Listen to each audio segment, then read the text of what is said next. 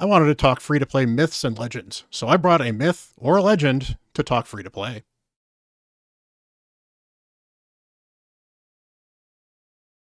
Hello, everyone. Bront, CatHerder here. We're having some fun talking Raid Shadow Legends, and I am not alone. We have Colred on here. What is up, my friend? Hey, Bront, thanks for having me on the channel. I am excited to talk about free-to-play myths and legends. It's really cool. Yeah, so I'm excited to get to it. Yeah, this should be fun. And I wanted to actually talk with you because watching your videos, you like to go to the deep dives, kind of like I do. You've done, not afraid to do a spreadsheet raid video, which is awesome because I've done that before too.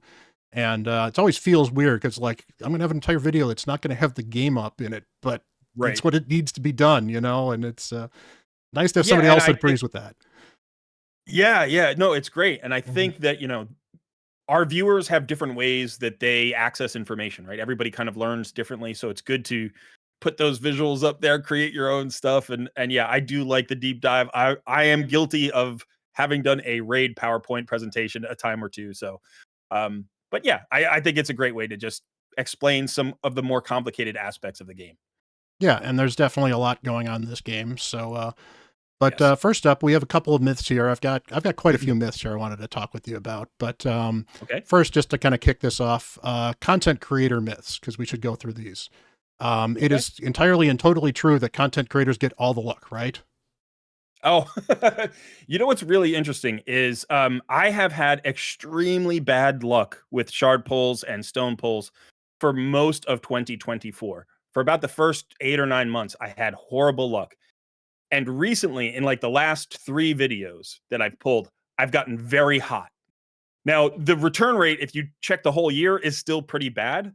But in the last 2 videos, people have been saying, "Hey, that content creator luck is kicking in." So, yeah, it. I think one of the reasons it appears that way is because people don't watch every video, and sometimes more people watch when they know that you've succeeded.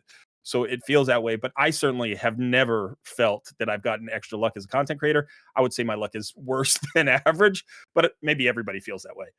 Yeah, you always feel that your luck is bad until you get something cool. I went on a cold streak Right. for a long time on both of my accounts, and then my alt got hot. I pulled Teox. I pulled a couple of the champions on that, and you know, definitely feels good. But I really think a lot of it too is confirmation bias. I think Sure. that sometimes there are some CCs that are not in the habit of posting videos where they get bad shard pulls. And Yeah. I know I do, I'll post any video if I pull regardless. If I was going to post it, it's going to get posted and you're going to see my bad shard pulls and all. And I think that's a great way to do it because you want to also show your viewers that that happens to you. And I commiserate with my viewers. When Hmm. I hit or when I miss, I always congratulate the winners and I commiserate with the losers because we've all been in both situations. But if you're talking about my content or maybe your content versus some other content creators, if you have a content creator who's a whale versus a content creator who's a low spender or a free to play player, there's also going to be a difference there because if you're pulling 500 shards, that's a lot different than if you're pulling 50 shards, Oh yeah. right? You're not as likely to strike really lucky in 50 shards. And over 500 shards, you're more likely to at least hit average, if not get lucky. Yeah, and that's always the rough part about it is, oh, it is 2x. The average is about 80 shards to get a legendary. On a 1x, it's about 120. But that's the quote Yeah, unquote average over thousands upon thousands upon thousands of shards. And right. especially as a free to play, you're not going to get thousands of shards a year, let alone in a week. So, No, no. but and then of course the other one is we CCs have all the answers. Ooh, yeah. Yeah, that's a rough one to live up to, I think, Mhm. because we are all just players who are also still learning the game. Some content creators have been playing a year, some have been playing 5 years. Some play a lot of hours a day, some play a little bit more casually. So I one of the things I found that's really interesting is when I bring another content creator on my channel or have a conversation like this one, two content creators will have different opinions about the same content. So to say any one content creator has all the answers, I no, that's that's Mhm. absolutely not true. I will say this though, if they are more experienced than you, you can use them as a way to help learn. But as a player, it's always on you to make the best judgment for your own account. I've certainly made mistakes on my account by following the advice of content creators who then later on said something different because they learned as well. And that's just part of the game. Like, I can't get mad at that. I was looking for help. They offered help. It didn't work out for either one of us in the short run, but Mhm. it taught us things and allowed us to get better as we moved forward. So, yeah, it's content creators are good guideposts, good coaches, but they can't play your account for you, I guess We're I would say. human, you know, effectively, Yes. yeah. You're prone to make Yeah. mistakes. You're prone to like the things you like or not dislike the things you don't like. Right. Obviously, you're going to be more high on champions you actually have experience with as well. For Yes. example, just like I might like champions I tend to have more experience with. Sometimes that means you overlook champions you might otherwise not want to overlook. And that's why it's nice to get second opinions, third opinions, and these collaborations are great too, because it's nice to bounce ideas off other content creators and just Right. get a kind of a Right. feel for what they think as well as to check yourself a little bit. Yeah, and I do think what you said there that's really important is like we don't all have the same champions and we don't all have the same play styles. And that will change how we give advice as content creators. So for instance, as a free to play player, I focus on solutions that aren't fast but are more attainable. So, for instance, I might value a champion like Scylla of the Drakes very highly because I think since everybody gets her at 6 months, that's that's a good focus for a free to play content creator. Whereas I definitely have end game players or like spenders who watch me who are like, "You're giving bad advice because you're focusing on these bad champions." I'm like, "I'm not giving bad advice. I'm just not giving advice to you, right? I'm giving advice from a different perspective." Um, and I think that's true of every content creator. So it helps as a player to find other content creators who have similar play styles to you, and that's where you're going to get the best advice. Yep, and that actually mixes in really well with the first free-to-play myth or fact that we have, and this is Okay. definitely plays into the content creator stuff as well. But the definition of what is a free-to-play accessible champion changes over time. Do I you think that's think a that truth? is true. Yeah, Yeah. I think that that's true. That and it's not just that it changes over time, it changes based on the time that the player enters the game, right? So, like what's accessible to me 3.5 years in is not just because I'm 3.5 years in, but because I've been around for a long time and I've had all of those fusion champions, for instance. Mhm. So for me, like Helikath and Nishak and all of these old fusion champions still feel really free to play. But if you started today, you don't have a free path to those champions. And so they are not free to play champions. Whereas like Arbiter will always remain free, Scylla the Drakes will always remain free. But yes, I think that's absolutely true. It Yep. changes based on your perspective and when you come into the game. Yeah, I agree. I think it really is kind of rough as a content creator. Armand's is probably a good example where he's starting to fall off where you might think of Yeah. him as a free to play accessible champion. Newt no longer, I feel, is a free to play champion, and it's so weird to not be able to expect Newt on so many accounts. And Right. heck, I mean, the Monkey King is not quite fallen off because there's codes you can get him for free, but Right. he's going to Right. at some point in time. Yeah. And Artak and Yeah, all of the login champions. I mean, Ninja was not he was and then he wasn't and then he was again and now he's not again, right? yeah. So we keep bouncing around with Mhm. that. Yeah, and so I think viewers will sometimes comment in my videos like, "Oh, that's not really free to play. This is not a free to play friendly, you know, uh, team composition or something." But in reality, if all of the champions were free in the last 6 months, I've got to still consider that free to play. I have to as a content creator, or I'm always going to be limited to an extremely small pool of champions, and that's just not workable in terms of creating content. Yeah, and I think one of the things that does play well into this, however, is that there are very few champions that are so unique that they are the only ones that do something. Newt is Right. actually a good example. Armand's is a good example. But poison explosion, there's several champions that explode poisons. Poison placement, several champions that place poison. Burn, guaranteed burn even. There's now several champions that are guaranteed burn. So you can, as a free to play creator, say, here is the team that I have built. This champion may not be freely accessible, but these other options should fill in as well or nearly as well. So, Yeah, and I feel like if you're giving 3 or 4 options for every role in a team composition, that's more than enough to cover your free to play bases because everybody will get some champions that are not free to play, right? yep, You don't know what anybody's given shard pulls will result in, but everybody pulls some good champions at some point. So, yeah, Thor, was a fusion, and next year people will think he's not free to play, but some people will still continue to pull Thor, and so Thor content will always be relevant to some number of viewers. exactly. And that actually goes into the next one, which is certain champs are pay to win, and as a free to play, I'll never get them. And I clearly Uh, just said that it's never enough, you'll never get them. But right. I think this is a strange one because I do want to say yes that this is true to some extent because every free to play player will be limited in their champion pool, especially when it comes to void legendaries and mythical champions. However, I don't know which one that's going to be on your account. So, for mhm, instance, I pulled Cardiel 4 months into the game. He is definitely not a free to play champion, but I'm a free to play player and I got him through free to play means. So it's entirely possible to pull a Siphi or an Acrisia or a Yumiko or, 3 or 4 mythicals. I've seen free to play players who've been playing 6 months and have 3 mythical champions. Whereas I've been playing 3.5 years and I only have two, and it's like, so I do want to say there will always be a cap. There will always be a limit to how many champions that you can collect as a free to play player, but you never know who it's going to be on your roster. yeah, and it also depends on where you are and when you are too. For example, void epics will appear to be pay to win early on in an account just because you haven't pulled a lot of voids in the first place. Right. Eventually, you'll get 90 to 95% of all the void epics, but that's a year or two into the game.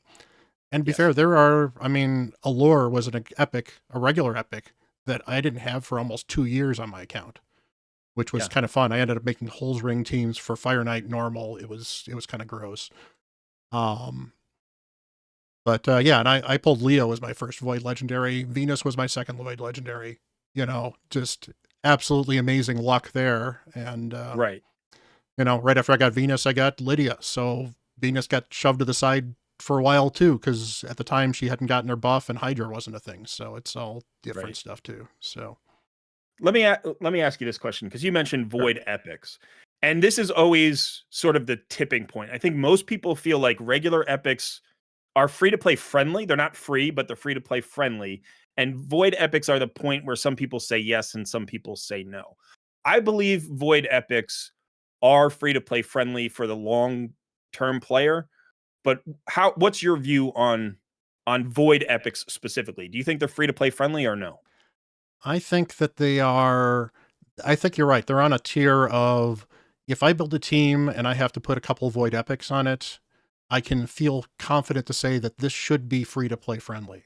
But I also want to make sure that I will say, if you can't do this void epic, here is another free to play option that might be a regular epic.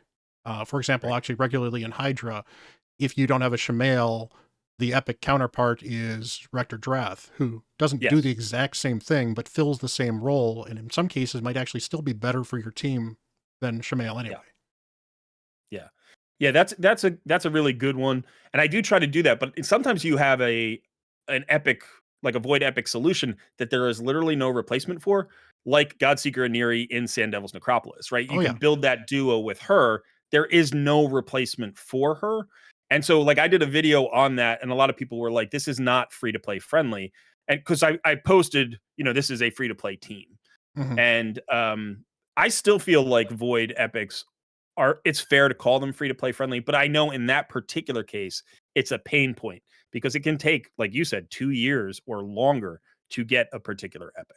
Yeah, and in that particular case in that team too, at least early on versions of that team, you required a 3-star or 5-star soul for her as well, or else it Right. didn't function properly, and you needed some pretty end game gear to do it, which, you know, and we'll get to that later, but end game gear and free to play don't always feel like they mix for a lot of people, and I'm sure you get a lot of backlash for True. that.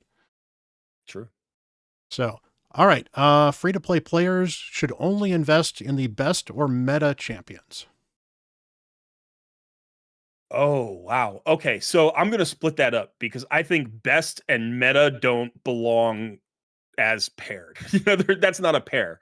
I think the best champion for your roster is a champion that's going to unlock new solutions that you don't currently have. And that could literally be anyone. And if you're a free to play player, you need to be creative about that. And I would say you want to invest in the best champions as much as possible. You don't want to waste resources on what's going to be a bad champion, but that does not have to be a meta champion at all.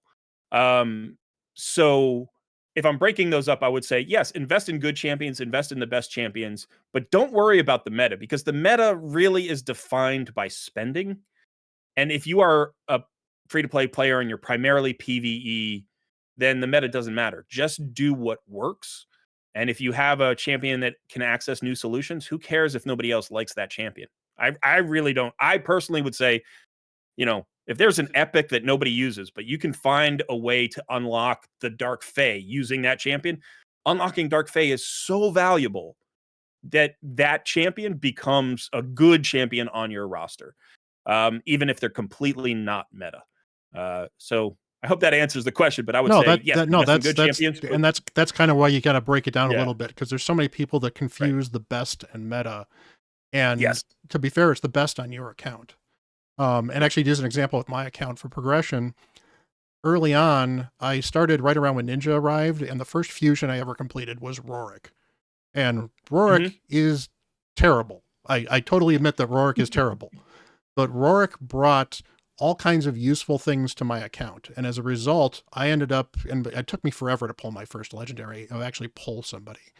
So I built Rorik. I ended up booking him. And Rorik was on my team that cleared all the way up to Doom Tower 120. He wasn't on the 120 team, but he was on the 119 and 118 waves because of all the turn Right. meter control and all the stun that he brought. Yeah. So, was he a good champ? No. Was he the best account champ on my account and did the job I needed? Yes. Do I regret investing in him? Well, I mean, 3 years later, I'm not using him. I kind of do from I'd like the Right. books back, but not at the time. No. And, Yeah. he's, I think I even went on Ash's channel and actually fought him over Rorik, and I said, look, I get that this guy's not great, but he helped my account. And I still think he can help other accounts if somebody happens to pull him really early. Yeah, I agree. And as a content creator, you have this responsibility to kind of balance both sides of that argument to say this is a champion that can do a job, but simultaneously you should know this is not really an end game champion. Mhm. Eventually you will transition them out of your roster. Um and even sometimes you'll pull a champion that may be meta that you don't build because it doesn't add a lot of value to your account. So for instance, I when I pulled Candrafon's an amazing arena nuker, and he was very much one of the meta nukers at the time that I pulled him. But I already had a fully built out Genbo who was keeping me in gold 5 very easily. I didn't have any trouble staying in gold 5. So the question becomes, where's the value in building Candrafon? He's not going to improve my arena performance, although he's arguably better than Genbo. I'm not saying he's not. Or, so he would have been a 3v3 arena champion. And it's like, Mhm. well, maybe I don't want to spend 11 legendary tomes on a 3v3 champion right now, So my Candrafon is still sitting at level 50. He's never been built. He's still an excellent champion. He's not really meta anymore, but he's close enough that if somebody pulled him early, I would highly recommend building him.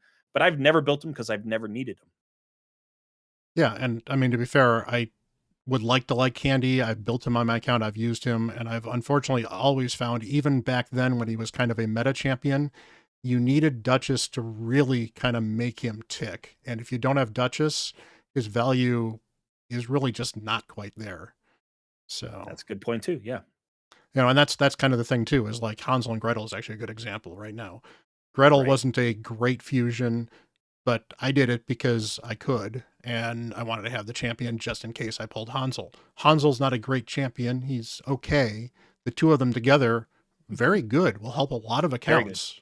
All right, we got two of them here I can kind of roll together. Free to play builds are different from spender builds, and I think this goes back to what we were talking a little bit about, end game versus free to play. I think that's what people are kind of confusing there. Okay, yeah. So that's actually there's a lot of layers to that, right? Hmm. So if you're talking about spending versus free to play, like free to play only you grind all of your gear. That's how you access your gear. But in addition, there's the part where it's like, well, you may not have the meta champions as well. So if we're talking about on the same champion, like is my newt built the same way as a free to play player that a spender would build it? And I would say potentially yes, but the quality isn't as high. So I'm still going with the same type of build, but my pieces aren't as good. So I will say, for most top tier legendaries and mythics, there's probably one or two optimal options, and you want to build it that way, whether you're a free to play player or a spender. But you're just going to have trouble getting the stats if you're a free to play. That's just the reality of it. However, if we're talking about other champions that are maybe a little bit more versatile, sometimes I build a champion just based on how I need my team compositions to work, which may be very different than how a spender would want that champion to work. So I'll give you an example. Like, do you build Fane, for instance? Fane is a really nice free to play epic that can be a very helpful boss killer. If you are end game spender kind of thing, you may build her with a ton of, 100% crit rate, ton of crit damage. You're getting a lot of direct damage out of her. But if you're a free to play player, you may put her in a bunch of defensive gear, maybe regen even, because all she needs to do for you is land those debuffs. And so I think there are other champions like Wukong, who's a really good free to play legendary, where it's like, do you specialize as a free to play player in just the buff strip or just the nuke? Or can you get both? That's hard to do as a free to play player unless you're very end game. Whereas a spender might be able to just like open Wukong and put enough gear on him to get the stats to do both jobs well. Yeah, and I think that kind of stretches to the heart of what a lot of these myths tend to be, and that's where the other one I was going to kind of roll in here is a long-term free-to-play player account will kind of start to look like a spender account, Yeah, very where much so. time is really what you're dealing with, and that's kind of what spending does for you. Spending doesn't necessarily solve issues for you directly. Spending is a shortcut to spending time on your account, either spending a time accumulating the shards and pulling them, or spending the time grinding gear over weeks that you might be able to grind in a day or two. So, Right. And that you bring up a really good point there. I always categorize progress happening on an account in one of four ways. Like there are four things that grow your account. The first is time spent in game. The second is money spent on the game. The third is skill and knowledge, like the how good the player is. And then the fourth is luck because it is a gotcha game and your shard pulls and your stone pulls will be random. And money typically tries to like take time out of the equation, right? Like you substitute money for time. So if you're a free to play player and you can't do that, the longer you play, it's like you've spent money on the game because those two things mirror each other so well. And if you spend money on the game, you've basically shortcut a lot of the, time you have to spend in game. So yeah, at 3.5 years in, a lot of people will look at my gear and say, like, that's ridiculous gear, or you have a crazy roster. And I guarantee you there are free to play players who haven't been in the game as long as I have and have even better gear and better rosters because they spend more time in the game, right? Or because they're better players and they have more skill in the game, or because they've had more luck in the game. Um, but in general, time is money. And that equation holds true in Raid. all right, here is a big one. Free to play players cannot complete every fusion. And I don't mean that they can't complete Ooh, any particular given fusion. I mean that they can't but go all back of to them. back to back to back in a row. I would say that this is probably true for most free to play players in the first year to year and a half of an account, unless they are just machine like and grinding like crazy. Like it's possible to do every fusion basically from like 60 days in on. Um, I didn't used to think that that was possible, but then we did the Hell Hades free to play challenge this year, and so many content creators literally got every fusion in that challenge.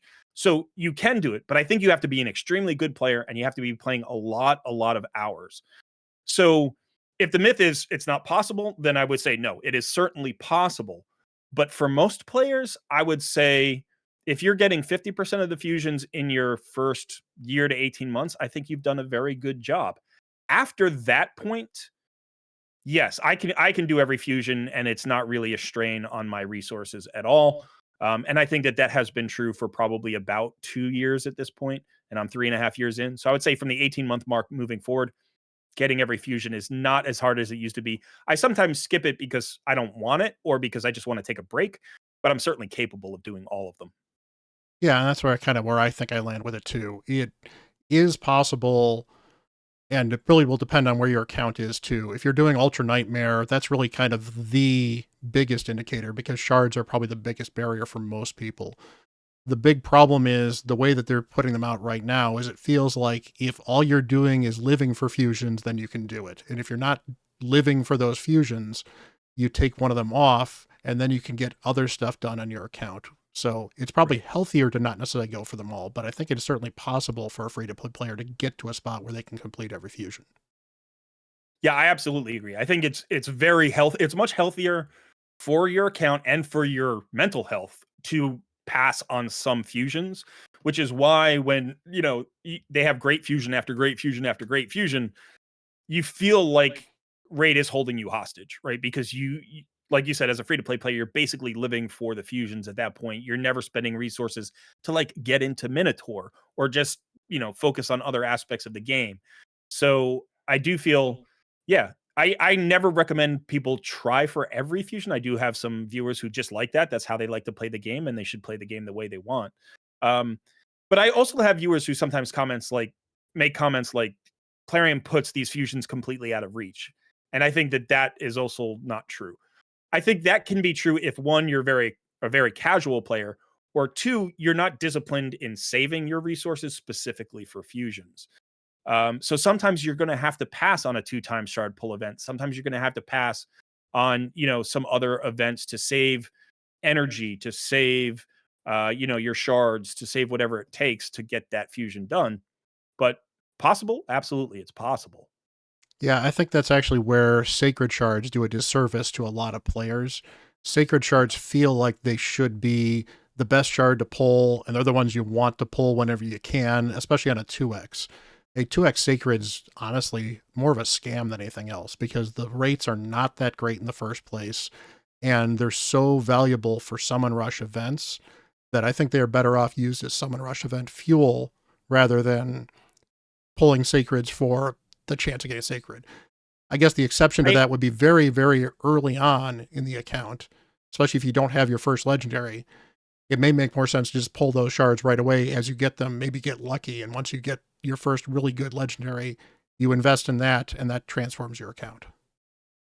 Yeah, I actually typically, so to disagree with you a little bit here, because I do feel like there's some overlap there, but I would say I think 2 times sacreds are more valuable to pull probably for like at least the first 9 to 12 months of an account. At that point, I transition to focusing on fusions. But I will say this: if I know that there's a good fusion coming up, or I'm just hoping for a good fusion to come up, and my roster is currently in a place where like I don't have the resources to level up a bunch of new champions anyway, it's like why would I want to hit 2 new legendaries that I can't build and then miss out on a fusion that may be very good? So in those particular cases, I will save, and I try to never get below 6 sacred shards because Mhm. 6 is sort of the magic number for doing a summon rush. Um, and so, yeah, I mean, I still like 2 times sacred events. I like the 1+1 sacred events sometimes if you're close to mercy. But yeah, you have to track your mercy and you kind of want to have that limit. Don't go below the limit where you're going to miss the next fusion. And that is really the discipline is a big part of that. And Yeah. I think, to be fair too, if you use them as tools to get rewards you want. In fact, I was pulling shards recently specifically because I knew I wanted a mythical book in the rewards and said, Yeah. I can get to them with the shards I have. I've got enough other shards to make everything else. So I pulled my voids to get the mythical book and I hit it. Yeah, and that's a perfect example of how the value of different resources changes depending on the state of your account. At the point that you were, a mythical tome is probably extremely valuable, way more valuable than any 2 or 3 sacred shards could be, or 50 ancient shards could be. So you're going to pull those shards to get that book, and that makes good sense there. But early on in an account, it might not. You might need to save those shards for other things because your roster, you have to build up your roster early on. Whereas you're at a point where now you need to optimize the best champions that you have, and that means getting the mythical tomes. Yep. And to be fair for me, I've got 2 mythicals. I've got the 2 free to access ones. I've just pulled Carnage recently. In fact, you can probably see Awesome. them on screen. I'm testing them out in Hydra right now.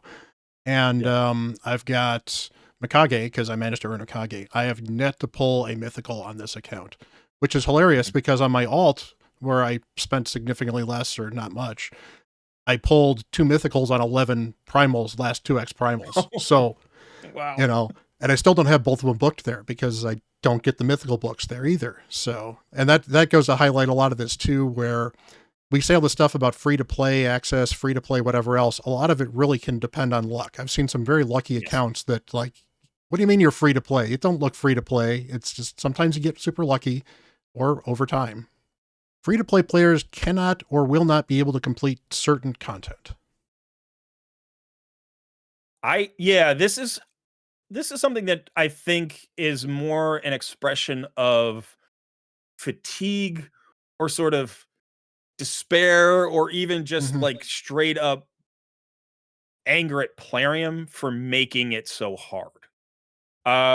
I feel like 3.5 years in on my account, there is nothing, and I would say this has probably been true for the last year. There's nothing that I can't do.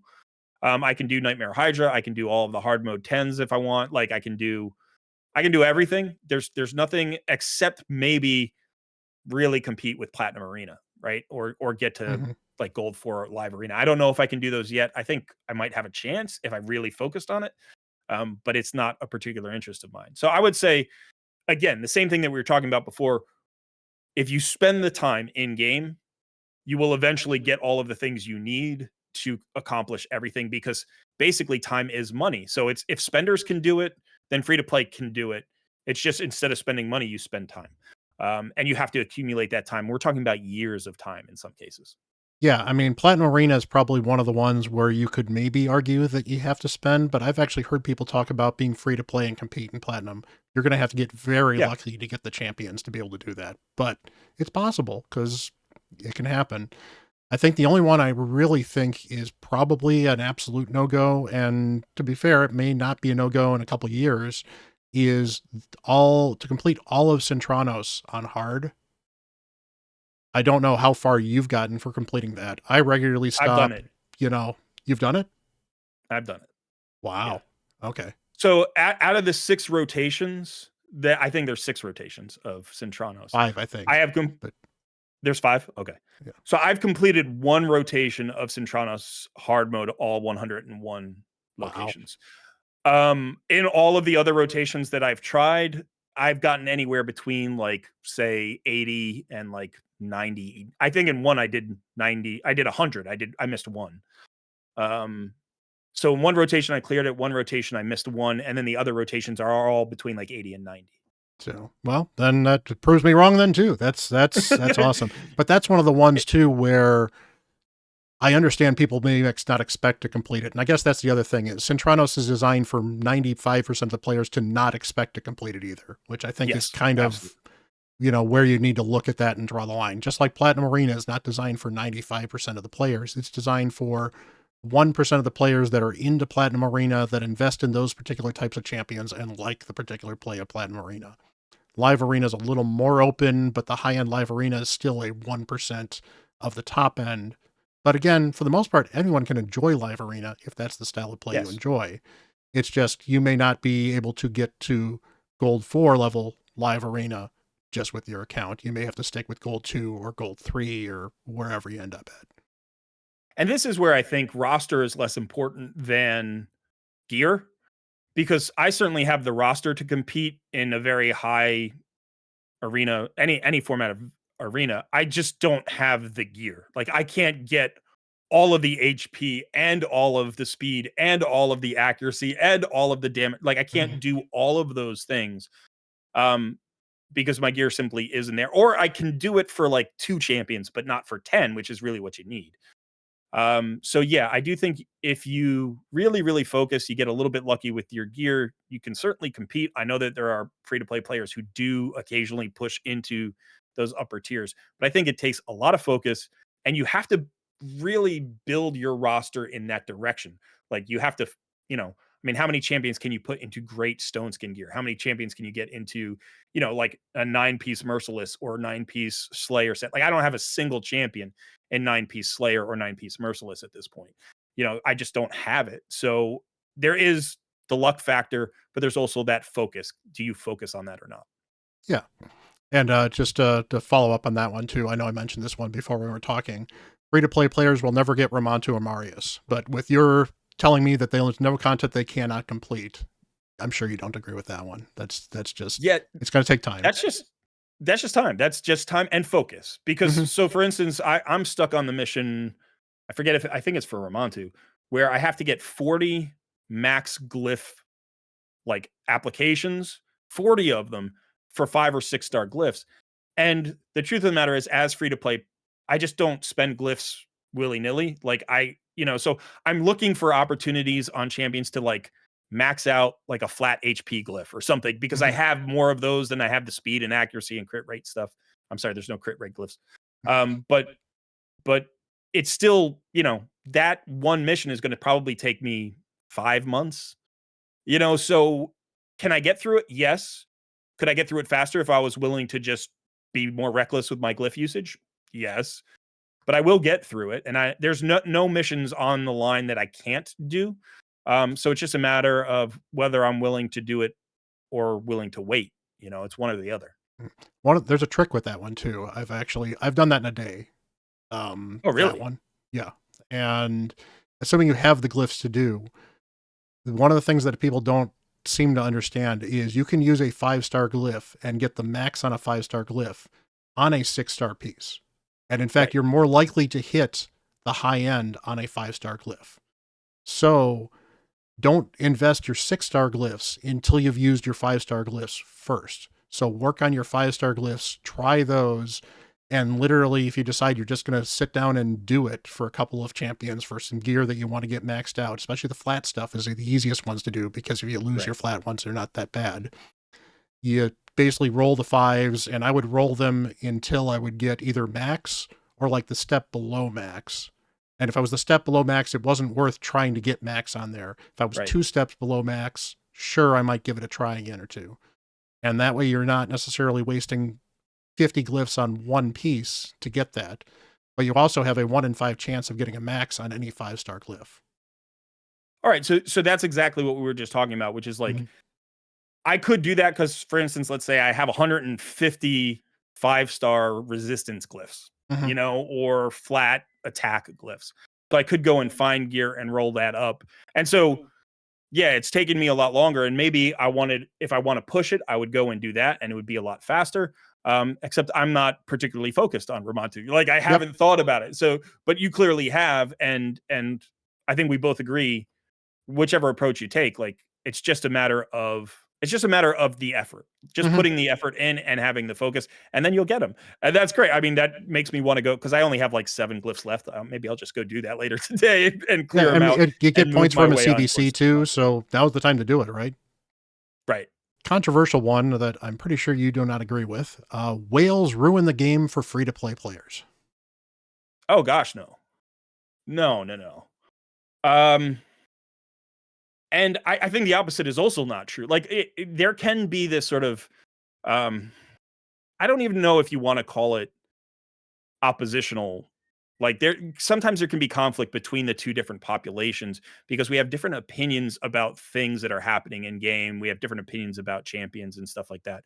But the reality is, whales and free to play players don't really ever mix in game, because it's not that kind of game unless you are specifically talking about arena, live arena, or high end, classic arena.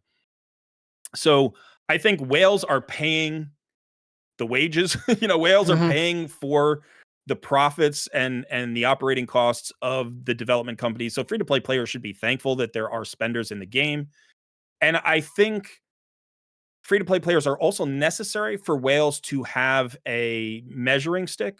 Like, how do you know whether or not you've advanced in the game as a spender if you have nobody to compare it to? So if you've spent $10,000 in the game and you're like, well, it felt okay, but I have no idea if I did anything. Like, how do you know? Well, you look at your friend and he's like, well, he hasn't, he's spent nothing. It's like, oh, well, yeah, I'm much further along than he is. So now my money actually means something.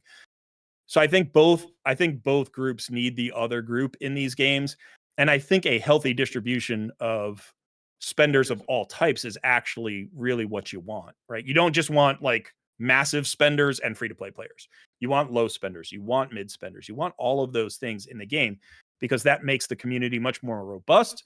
It gives more perspectives, it makes it more creative, it makes it more, like people will come up with different solutions, and free to play solutions have worked their way up into the whale community, and whale solutions have worked their way down into the free to play communities.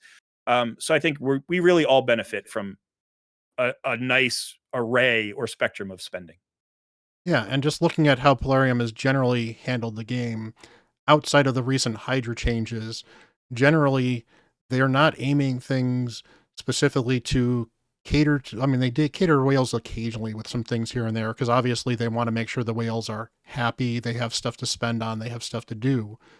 But things that happen in the game is trying to make money. So there's some level of things will be easier or entice people to whale, but it's not because they're targeting free to play players and making it hard for them.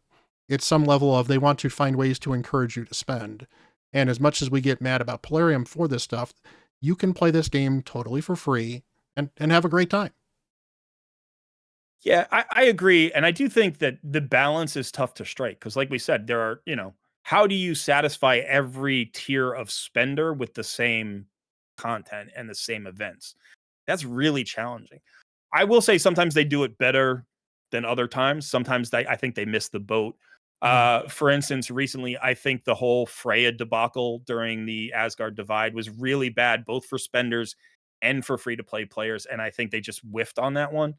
Um, However, like Odin makes a lot more sense, right? Like he's a new Void legendary. He's sort of the most aspirational champion of those four. And they, put him into progressives. They put him into a 10 times shard pull event. And that is pretty traditional. Like that's the way they've handled it in the past. And it always entices spending. And a couple of free to play players get lucky. Like I got Odin. I got very, very lucky and I got Mhm. Odin. Um, but I think that felt more fair to everybody on the spectrum, whereas the Freya thing didn't feel good to anybody. Yeah, and like I was actually surprised, having done some of the math on the prism shards lately. The prism shards from a spending value are not bad anymore either, because you're buying effectively the rates of a sacred shard, which usually goes around 15, 20 ducks. You're buying it for 10, and you're getting a curated list of champions that you can pull from as well. So that's one of the ways they've actually done something that's not only good for the whales, but they've also given free to play players a shot. So you're Right. never going to hit Mercy because Mercy resets every time they do the Prism shards. But if I can earn two things free to play and get two pulls, and I might get lucky every once in a while, it's something. And oh darn, I got extra epics out of it. It's still something. And like this last time around, those polls were during a champion chase event Yes. where like I got two free epics that got me 500 points on the reward track. Yeah, they've So actually been as good a with free to that play too. player, yeah. So in addition to the champions, you've got the points for the champion chase. So I do think that I've turned around on the Prism shows. I didn't really like them early on, but I do think they're decent value for spenders. At least that's what I've heard, and I do think they're pretty good for free to play players, especially because I think it also entices us to focus a little bit more on Sand Devil's Necropolis than we would otherwise, because a lot of times you get Prism shards from doing a Sand Devil Necropolis tournament. And we need those oils. So Mhm. it's all good. And and that's actually, I think, one of the things that a lot of people are missing as a free-to-play player. Some people don't feel they can do the Sand Devil, or they just don't do the Sand Devil and then wonder why their builds are lacking compared to spenders. And it's not even a spender versus free-to-play. It's you have to invest in all the dungeons, you have to invest in every area of the game to progress. And if you're deciding this area is just too hard, you've already lost. Yes, I mean, I agree with that in general. I don't like to tell people how they should play the game or view the game too often. Do you know, in the sense that, like, if you think it's hard, then it probably is hard. Mhm. If you think it's too hard, then that may just be a measure of what you're willing to put into the game. That's different than saying a free to play player can or can't do a thing, Yes. right? So if you think it's hard, it's hard. Is it impossible to do? Certainly not. And there are ways that I think sometimes maybe accessible to you that you're not aware of because you're not focused on an area. So you might say to yourself, I can't really do Phantom Shogun, so I'm just going to leave it alone. And then 6 months go by and you don't realize you've picked up 3 or 4 champions that would actually be perfect for that because you're basically playing like it doesn't exist. And now you're giving away free resources that you should be getting, Mhm. simply because you're not willing to invest the time there. And so, every player plays a little bit differently. But I will say, the best thing that you can do if you want to progress in the game is exploit every opportunity to pick up stats. And Phantom Shogun's, Mhm. Grove and Sand Devil's Necropolis are there for you. Even if you can only do the first 5 or 7 or 10 stages, you should be doing it with some regularity. Yeah, and I think that, like, a good example of some of the stuff that can happen, Adeline, I think, was actually designed to help in that dungeon to some extent because she's got the sleep, she's got some Right. other stuff in her kit that can work, and she wasn't a great kit. She was very focused on that one dungeon, but because she wasn't great and only focused on that one dungeon, a lot of the more spender content creators kind of just shoved her to the side, and as a result, and this may be a content creator thing where we didn't value her enough to help the free to play players do something with her. But, it's rough because sometimes, a champion is not good, but they're good for that one specific place. Right. Tolf the Maimed is a kind of a fun one that recently got a revival because Tolf the Maimed is actually really useful in Shogun because he can do what Gnarlhorn does, but he can actually solo if you really want to Yeah. build him for it. Yeah, and Um, again, content creators don't always cover it. Like I certainly haven't done any Adeline content. I didn't even build her on my account because at 3 years in, she added 0 value. I could already do Sand Devil's Necropolis 1 through 25. Um, and maybe that's a little bit on me. Maybe I should have built her out for my viewers. But as a free to play content creator, I also have to be careful on who I spend mhm, resources on. And so it just didn't feel valuable since I already had a solution. Um, so yeah, there can be that. One of the things that sometimes happens with content creators as well is we are all victims of our back library, like our mhm. the previous videos that we've done. So if I've done a Sand Devil's Necropolis video in the past 3 or 4 months, I don't want to do another one. I want to focus on something new. And sometimes that doesn't serve the player base as well as it could, and that's unfortunate. Yeah, I'm probably a good example of actually some people specializing in that is Deadwood Jedi with all of the clan boss stuff he did. It was clan boss after clan boss after clan boss after clan boss. But a lot of that was because everybody's roster is different. So if he can help somebody build a clan boss team that couldn't before, that's great. And that's, I Right. think, one of the ways that I guess Iron Twins probably failed for a while is Iron Twins found like two solutions for it. They nerfed one of them, and so people just kind of ran with, all right, you use Geo and one of these block damage teams, and they're all about the same, and here you go. And there's a few other teams that have kind of emerged, but it's just not there's not a lot to it. Whereas, there's a bunch of different Sand Devil teams out there. Everyone knows the Godseeker one because it's so easy, and Yeah. again, easy is a relative term for some people, obviously, but it's a fairly easy one to set up if you can hit the speeds, hit the stats, and you have the right champ. But literally, it's Godseeker and somebody to do damage, and it almost doesn't Right. matter who you have to do damage because you can swap in Newt, you can swap in Ninja, you can swap in Gorlos Helmaw. There's all kinds of options for you there.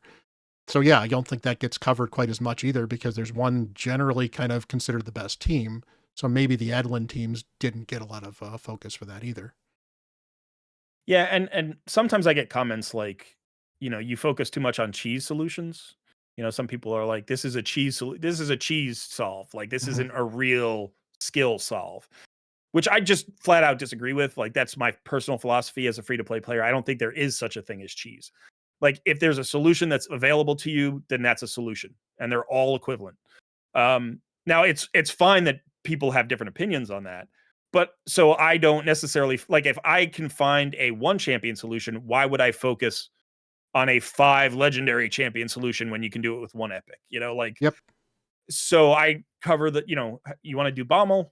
Here's Lady Annabelle. She's a great solution for it. Maybe I'll do another video, or even in that video, I'll say, here's a 5 team solution that works. It's not meta, it's not optimal, but it's accessible. And that's it. And then I don't cover Bommel again for a year because there are no new, better solutions. Mhm. Um, but that's been my approach as a content creator. And sometimes people don't like that. And that's fair. That's totally fair. But I do think, yeah, it's, you know, we kind of we hit our solutions, we do our videos, we move on to other content. Oh, and that kind of plays into one of the next questions here we've got, or not questions, but myths. Spenders don't care about being as efficient as free to play players. That's another layered one because I would say that is both true and false. I would say if you want to be a successful free to play player, you have to care about efficiency. You just have to. Mhm. It's really hard to be successful and be free. You can be free to play and just be casual. That's fine. But if you want to push end game, if you want to accomplish everything in the game, you absolutely have to be super efficient. And I do think there are spenders who are just like, you know, if I'm not efficient with my resources, it's not a huge deal because I can always buy more. I can always buy more gems. I can always buy more energy. I don't have to be super efficient. So I just did a collab with Big Pop Jock not too long ago, and we talked about this exact thing where he was like, you know, sometimes I don't really care because I just buy more energy. And so I do think that that is true to some extent. But I will say this: if you want to get the most out of your account at any level of spending, you need to devote some energy, some mental energy into optimizing what you're doing. Mhm. So there are end game players who are probably just as focused on being as efficient as any free to play player. They just have more resources to be efficient with. It may actually even be more challenging because they have more to deal with. So I don't want to put that knock on spenders. I don't want to say spenders don't care about efficiency. I just know that there are spenders who the reason they're spenders is so they don't have to be efficient. Yeah, and I guess in many ways, efficient is just kind of vague on this, and I hear this a lot with the Sure. free to play being efficient. But what are you talking about efficiency? Are you talking about energy efficiency? Are you talking about resource efficiency? Are you talking time efficiency? Because many spenders are fine with a 95% success rate team that runs in 10 seconds, Yes. whereas a free to play player is going to be happier with a 2.5 minute team. Fire Knight, for example, is Fire Knight 25 was actually probably the best one where that was a case where you had people pushing things in 13 seconds that weren't quite 100%, but they were the whales that were spending so much money that they actually had to have that fast to be able to spend the money to use the energy. So in many their ways, Right. that was an efficiency that they were gaining by running that quickly. Another one I was looking at, another content creator, Nacho. He's a cool guy. He streams on Hmm. Twitch. He was talking about getting your masteries and making your minnow runs efficient. And from a time perspective, you have to run so many minnows that for every 10 seconds you can shave off, you can shave a half an hour off of getting masteries on a single champion. Right. You wouldn't think 10 seconds off of a run is that big of a deal, but you're talking a half an hour over the course of running your masteries for every 10 seconds. And I don't know if it was exactly the note, but it was a large Right. amount of time that you're saving for just a 10-second run variance otherwise. It's 160 or 165 runs or something like that Mhm. per champion in Minotaur to get their masteries. So yeah, 10 seconds adds up, right? It adds up Yeah. quite a bit. And I do think you're right. It is a very good point, like time efficiency versus resource efficiency. If you're buying energy and you don't care as much about being energy efficient, then time may be the thing that you care about the most. I know that that's true for Ash. We've both done collabs with Ash, and Ash says, you know, one of Mhm. the reasons he spends is because that frees him up from needing to play 5 hours a day. And so he doesn't care about energy efficiency nearly as much as time efficiency. Whereas for me as a free to play player, none of my solutions when I first did them were ever fast. I never cared about time. So my first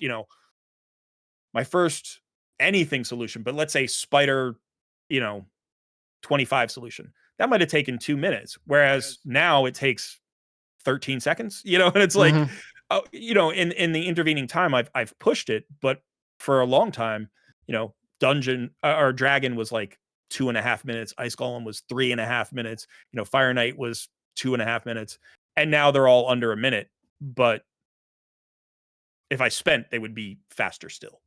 Yeah, and of course the other end of efficiency there too is some people are fine with, okay, I went from a 30-second team to a 2.5 minute team that now brings food along with it as well. That's another way to There you gain go. efficiency, Yes. but is one more efficient than the other? I don't know. It really depends on what you're looking for. And I think that's kind of where spenders don't get a lot of credit. Spenders are aware of what packs tend to be better value. That's an efficiency they're getting out of their money. They are often aware of what they're spending for. I mentioned before, I haven't spent a lot recently, but I've spent specifically to get Narcissus and I spent to get Odin. But they were targeted, specific summons where I said, I think I can get value out of spending money right here because I know exactly what I'm going to get. And I got it. Yeah. Obviously Odin was a bit more of a gamble, but again, that was the prism shards there, so that was hit or miss. But a guaranteed, sometimes spending for a guaranteed champion, because a guaranteed champion, you know what you're getting and you know kind of what you need to spend for it, that can be an efficiency. Absolutely. There's certain, I mean, Chosen, before he stopped his channel, every week he would go over the best packs to buy that week, the best deals, what were good. He even had a little calculator that you could use to Hmm. figure out if a deal was good or not. So yeah, if you're spending on the game, you don't want to just throw money away. You also want to be efficient with your money. And that's not something free to play players need to worry about because we're never spending money. But that is certainly a form of efficiency in the game. And I think a lot of spenders want to get the best bang for their buck, and they put time and effort into figuring out how to do that. Yep. So I've got one more, but do you have any myths you think should be brought up before we finish off with the last one? Sure, I think this happens actually in most games where there will be a portion of the free to play community and a portion of the spending community that are at loggerheads over who is more skilled. And so I guess the myth would be that free to play players are more skilled than spenders. And I've definitely come across this. I've come across a lot of sort of, strong opinions about what's the best way to play. Like if you really want the challenge, you should be free to play.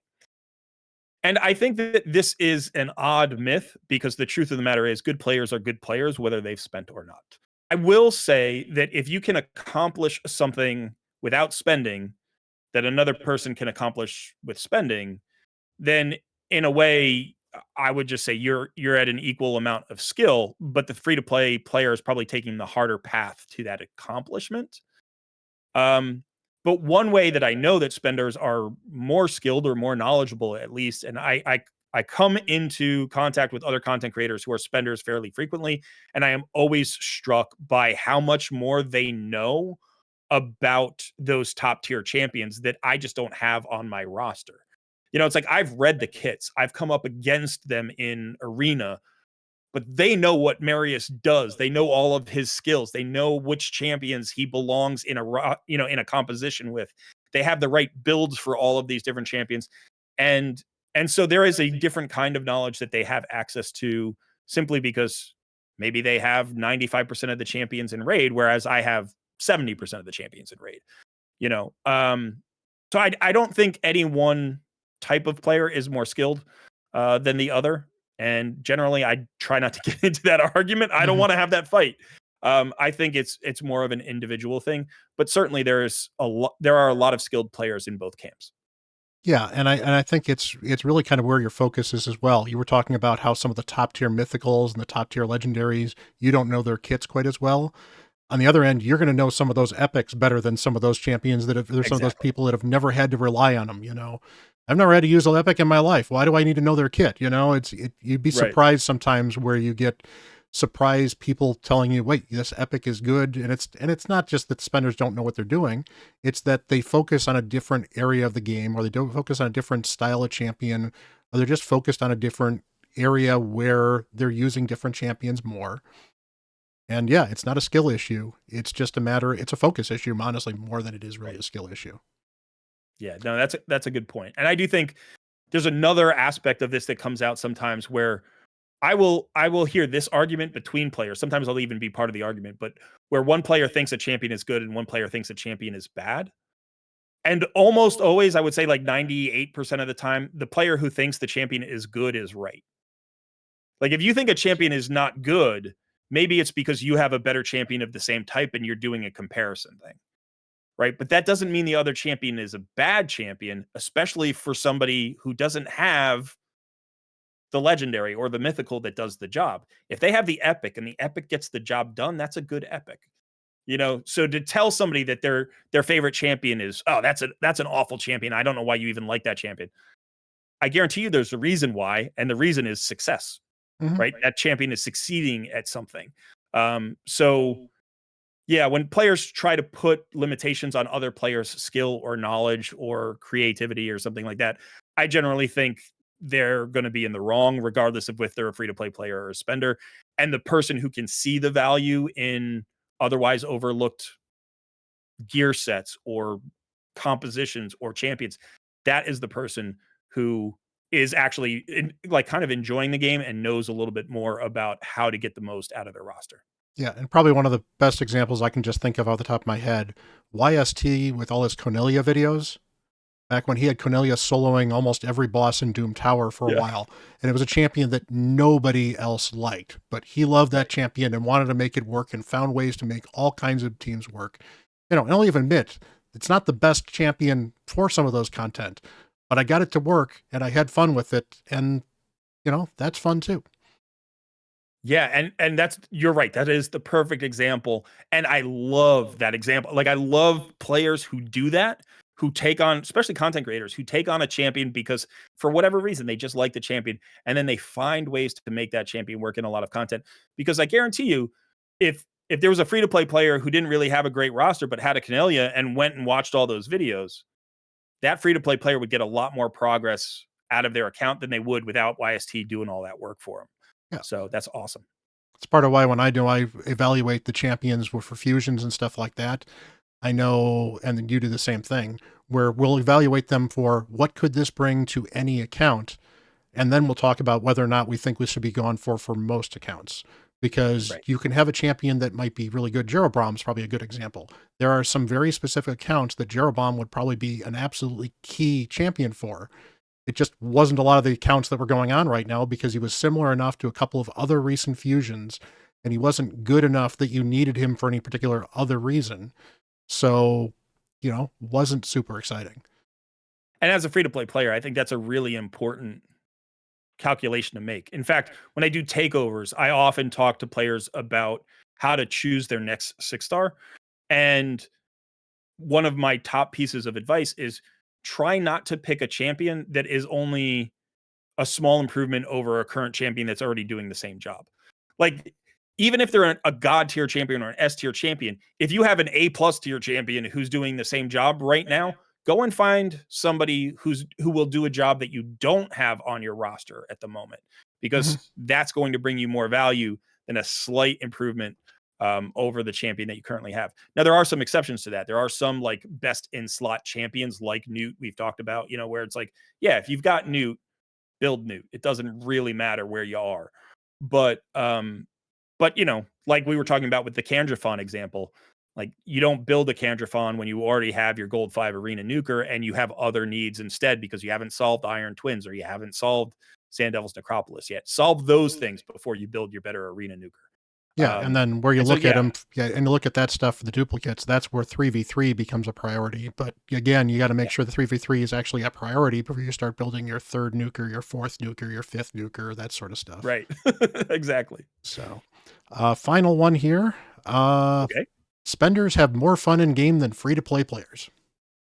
Oh gosh, nobody has more fun in game than anybody else. Like it's so individual. I would say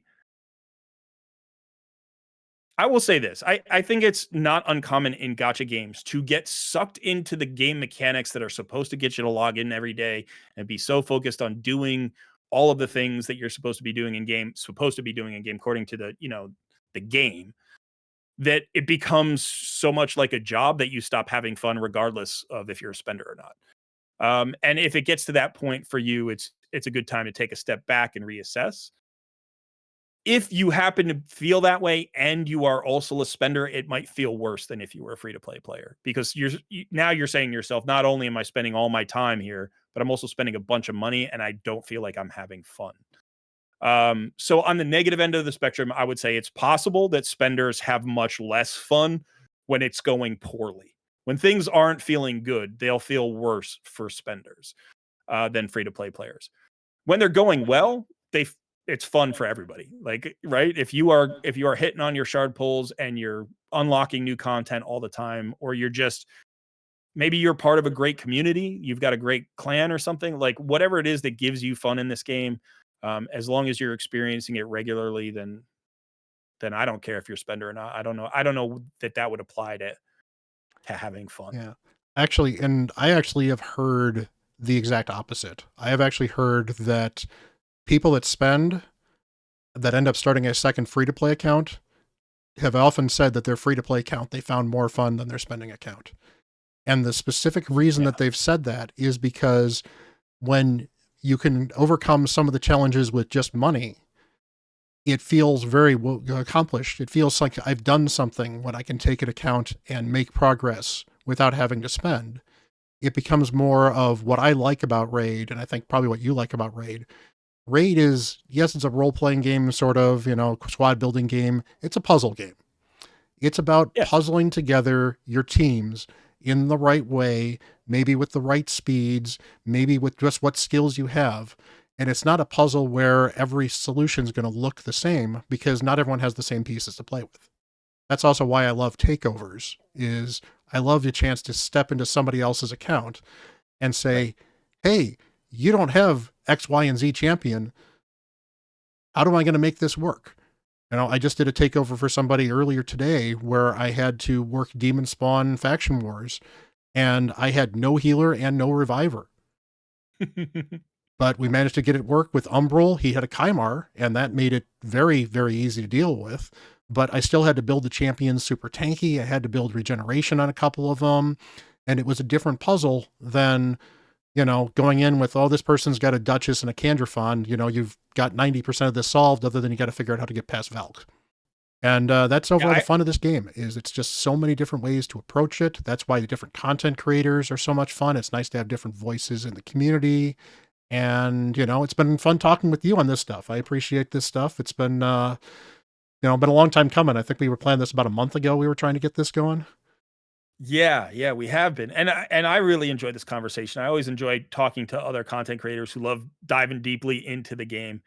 And I will say I agree 100% with you that this really is a puzzle game. That's what it comes down to. I've made that statement myself, and I 100% agree with you on takeovers too. One of the Mhm. reasons I enjoy takeovers is to look at the puzzles with new eyes.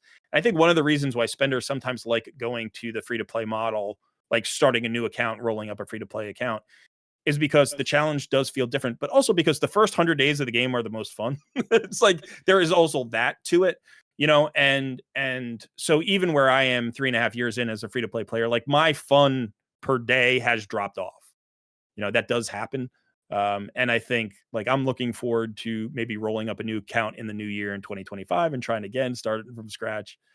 Um, but one of the most fun things for me always is what we've just done today, which is just Mhm. talking to other raiders about the game and seeing their perspective. And that's why I think, despite this being a solo gaming, you know, experience, you're really just it's a for one player game. Being part of a good community is really important to the enjoyment of this game for me. Yeah. And the raid community is, in my opinion, probably one of the best of any community I've been a member of. I mean, I've been a member Me of too. like the Genshin Impact community for a while. I've been a member of role-playing communities. The overall level of unity, and not necessarily liking Polarium, which is, unfortunately a uniting factor, but Yes. in enjoying the game and wanting to see other people succeed, because it doesn't affect you negatively if other people succeed. And it's, outside of obviously very specific things. But even Platinum Arena. Platinum Arena is one of the friendliest places you'll meet. You get a couple people that are very die hard into it. But for the most part, especially now in the live arena where it's a little more of a community, you get these people where somebody will be streaming and somebody else will be streaming and they'll fight each other. And then afterwards, the one guy will go in the other chat and say, hey, good thing I thought I had you there and I didn't, and you get feedback on this stuff. And you'd think that this would be super competitive, but they built a game where there's not a lot of really ultra competitive areas. And the few that are, the people that are doing it realize that they're being competitive for competition's sake, not for winning anything of real substance, which is overall Right. made for a wonderful community. Yeah, I totally agree, and I think it's one of the least toxic communities I've ever been of, and it's one of the most supportive communities I've ever been a part of. And that goes both for the players and the content creators. The content creators are awesome. We Mhm. all support each other. We all help each other.